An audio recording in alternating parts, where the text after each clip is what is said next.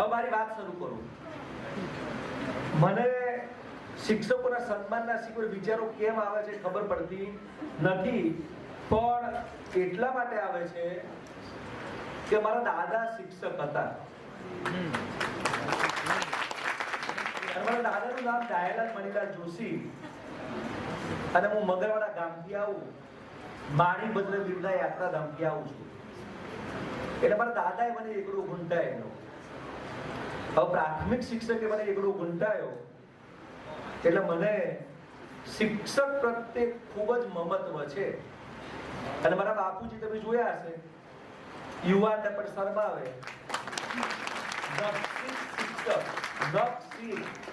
બીજું કશું જ દફાવે, ભણાવવા સિવાય બીજી કોઈ વાત નહીં. એટલે મારા બાપુજી ગજેન્દ્રભાઈ જોશી સાહેબ અત્યારે 7માનું પાઠ્યપુસ્તક તમે લોકો જે ભણાવી રહ્યા છો એના પોતે ગુજરાતી વિષયના વિષય સલાહકાર છે.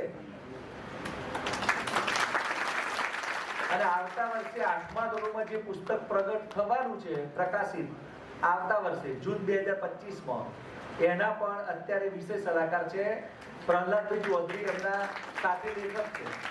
રૂપાલ વરદાયની માતાના મંદિરમાં એ પોતે ત્યાં ટીચરમાં છે. એટલે આ રીતે આખું બધું અમારી યાત્રા, શૈક્ષિક યાત્રા, ઘરમાં પરિવારમાં 100 થી વધારે પુસ્તકો પ્રસિદ્ધ થયા છે મારા ઘરમાંથી. અને 2000 પહેલાની સાલમાં મારા ઘરમાં એ વખતે 10 લાખ રૂપિયાથી વધારેની કિંમતના પુસ્તકો એ વખતે હતા. 2000 પહેલા. અને પુસ્તકો મારા ઘરે લખાતા. એટલે હું ચાલતો હતો ગુજરાતીમાં ભૂલ કાઢું, પેલું હમણાં જિલ્લામાં ભૂલ છે તો જને એકમાં દીર્ઘઈ કરીને એકમાં રસવઈ કરી, રસવઈ સાચી, દીર્ઘઈ ખોટી. ખ્યાલ આવ્યો છે વાતનો? એટલે આવું અમારું કામકાજ છે.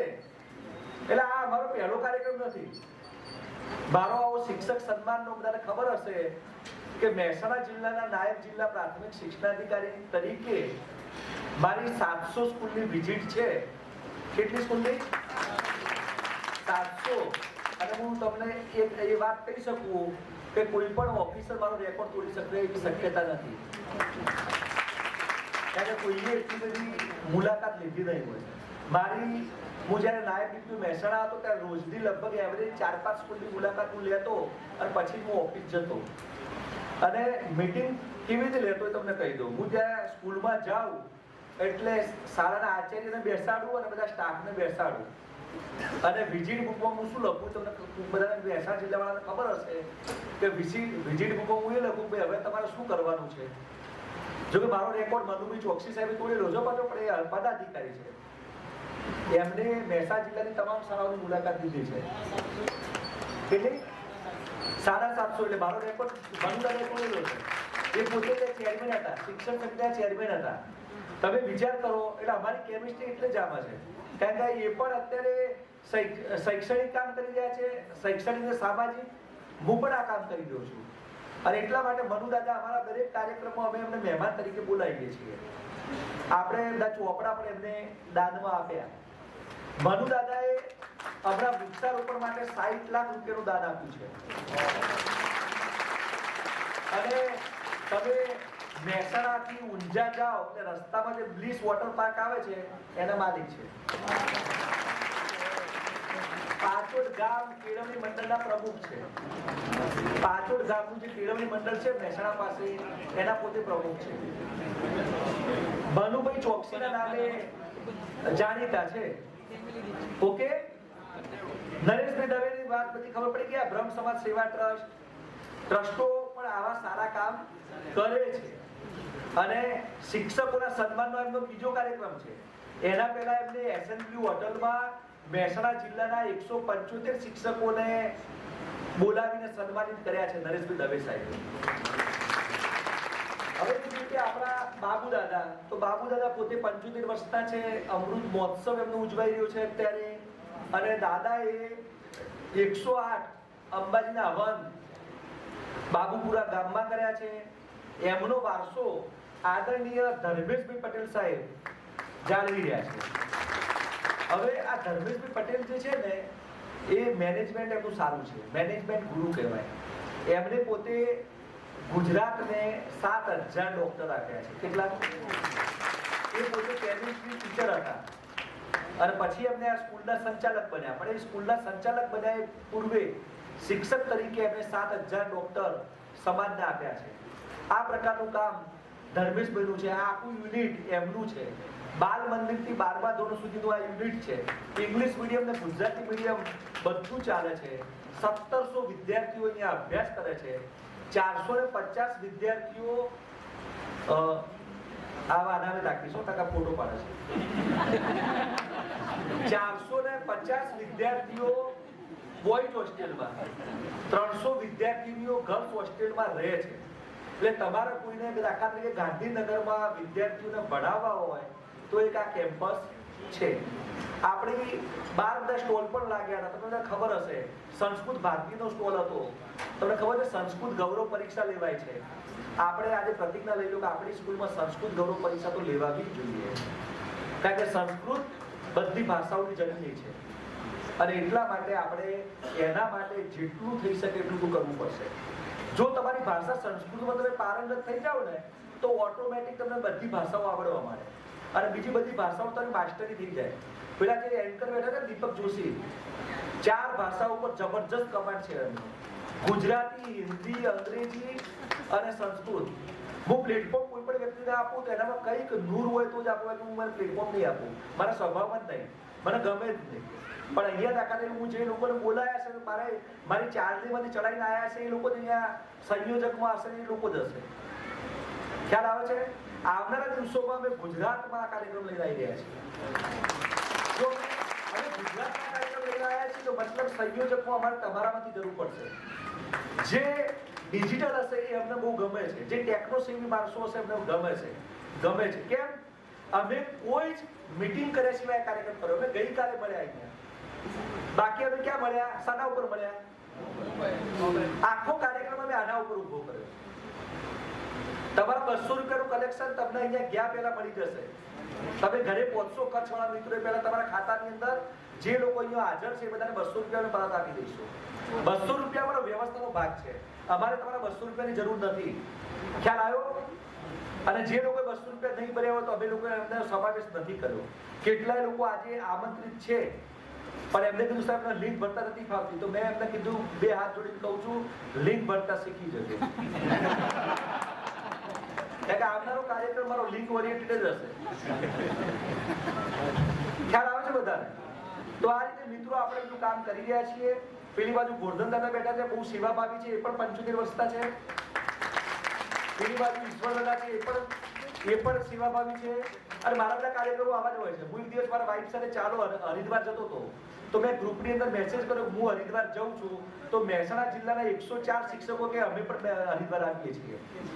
પછી મેં કીધું 10 જાન્યુઆરીથી 18 જાન્યુઆરી 17 જાન્યુઆરીનો કાર્યક્રમ હતો, કીધું આ સીએલ મૂકવી પડશે. બધા મૂકીને આવ્યા. ખ્યાલ આવે તમને? પણ મારું બધું આ પ્રકારનું બધું કામકાજ છે. અને તમને બધા આશ્ચર્ય થશે એ પ્રવાસમાં કેટલા રૂપિયા કરાયો તો ખબર તમને? કેટલા રૂપિયા કહો? 4,500 રૂપિયામાં. અને એમાં ટિકિટના પૈસા 2200 થાય તો બાકીનો ખર્ચો કેટલા રૂપિયા થયો? માત્ર 2300 રૂપિયાનો. તોય હું 5.5 લાખ રૂપિયાનો સ્પોન્સર લાવ્યો હતો એ કાર્યક્રમમાં. કારણ મારાથી બોલાય કે 4500 રૂપિયા લેવાના, મને ખબર નહીં કેટલા થશે. થયો ખર્ચો 10,000 ઉપર, પણ પછી અમે 4500 પછી કોઈની પાસેથી દાદા પૈસા લીધા? આપણે ઈશ્વર દાદા પૈસા લીધા? ના લીધા. કેમ? અમે દાદા ઉભો કરી દીધો. અને લોકો આપણે નામ પર આપે કે આપણે કોઈની પાસેથી 8 આના લેતા નથી, એટલે આપણે દાદાગીરીથી કહી શકીએ છીએ. આપણે નંબર કેમ આપીએ છીએ દાદાગીરીથી? લોકો નંબર નહીં આપતા ઓફિસરો. હું નંબર આપું છું, લખો લે મારો નંબર 94,290,8888 લખી દો, બહુ કામ આવશે. જ્યારે તમે માર્કશીટમાં નામ ને જન્મ તારીખના સુધારા કરવા હશે ને ત્યારે તમને આ ભાઈ યાદ આવશે. પાસપોર્ટ લાઈનો ઉભા છો ને ત્યારે યાદ આવશે. અને 20 દિવસનો સુધારો તમારા લોકોને 30 મિનિટમાં થઈ જશે. જો કાગળ પૂરા હશે તો એમાં પછી કોઈ એક્સક્યુઝ નહીં ચાલે. ખ્યાલ આવે તમને? હોવો જોઈએ. આ તમે ના મારો નંબર ત્યારનો માર્કેટમાં છે. તમે આદર્શ શિક્ષક છો, તમે નંબર હોવો જોઈએ ખરેખર. ભાઈ મારો નંબર છે, મેળવી લેજો. મારું કામ આવું બધું છે ભાઈ, મને ફાવે જ નહીં.